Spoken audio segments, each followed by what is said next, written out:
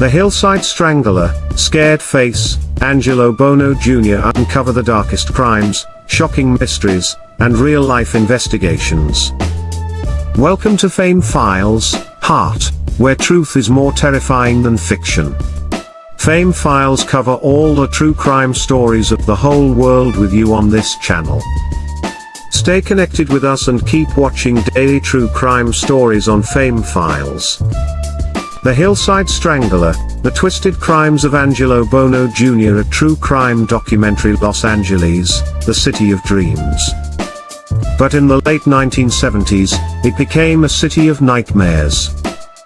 A series of gruesome murders terrorized women across the area, their bodies found abandoned along the hillsides. The media called the killer the Hillside Strangler. But what the public didn't know was that this monster had two faces. This is the chilling story of Angelo Buono Jr., one half of the sadistic duo that preyed upon young women, leaving a trail of death and fear in their wake. Star, early life of Angelo Buono Jr. Born on October 5, 1934, in Rochester, New York, Angelo Buono Jr. moved to Los Angeles as a child. By his teenage years, he was already showing signs of violent tendencies. Arrested multiple times for car theft and assault, Buono quickly developed a reputation as a dangerous man with a disturbing interest in sadistic sex. Cut to crime experts discussing Buono's psychological profile. Crime expert, Buono exhibited traits of a sexual sadist. He viewed women as objects, which made him extremely dangerous. Cut to police reports of his arrests before the killings began. Despite his criminal behavior, Buono led a relatively low-profile life, working as an auto upholsterer. But everything changed when he was introduced to his younger cousin, Kenneth Bianchi. Star, meeting Kenneth Bianchi, a deadly partnership in 1975, Kenneth Bianchi moved to Los Angeles and reconnected with his cousin, Angelo. Bianchi admired Buono's tough guy persona, and was eager to prove himself.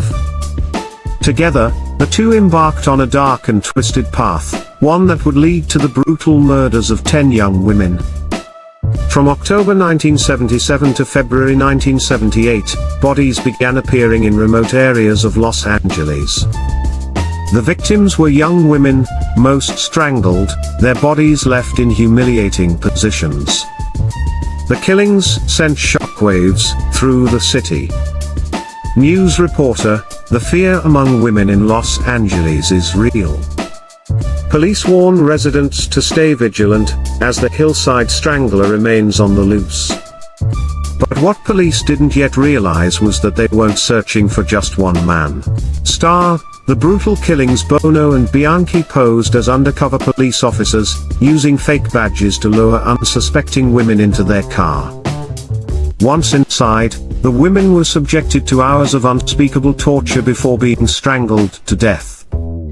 Criminal psychologist, what made these murders particularly horrifying was the element of control and sadism. Buono was the dominant figure, while Bianchi followed his lead. The victims, ranging from teenagers to adult women, included aspiring actresses, waitresses, and even runaways. Some were sex workers, making it harder for police to connect the dots early on. Cut to interviews with retired LAPD detectives. Former LAPD detective, there was no clear pattern at first. The victims were from different backgrounds. But then, the way the bodies were found, strangled and dumped on hillsides, became the signature. Star, the investigation and arrest as panic spread through Los Angeles, detectives struggled to track down the killer. But then, the murders suddenly stopped.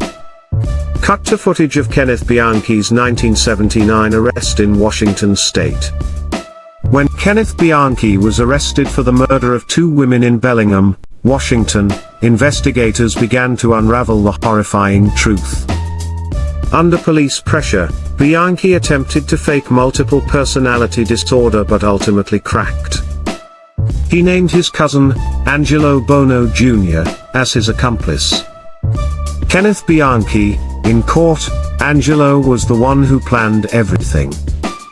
He made me do it. Bianchi's confession led to Buono's arrest in October 1979. But without solid physical evidence, prosecutors struggled to build a case against him. The trial and conviction in 1981, Buono stood trial for his role in the Hillside Strangler murders. The prosecution's key witness, Kenneth Bianchi himself.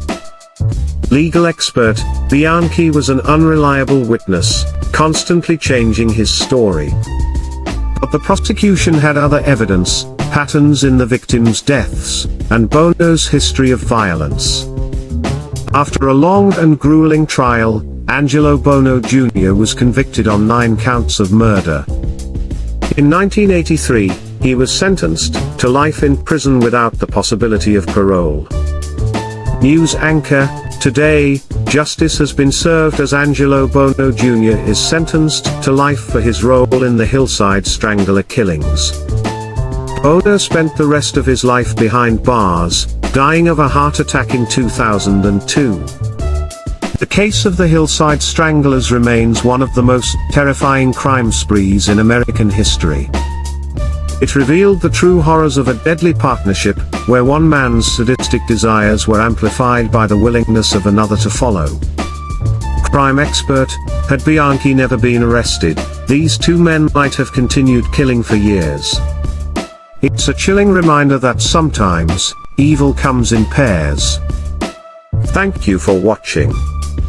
If you found this documentary insightful, please like, share, follow and subscribe for more true crime.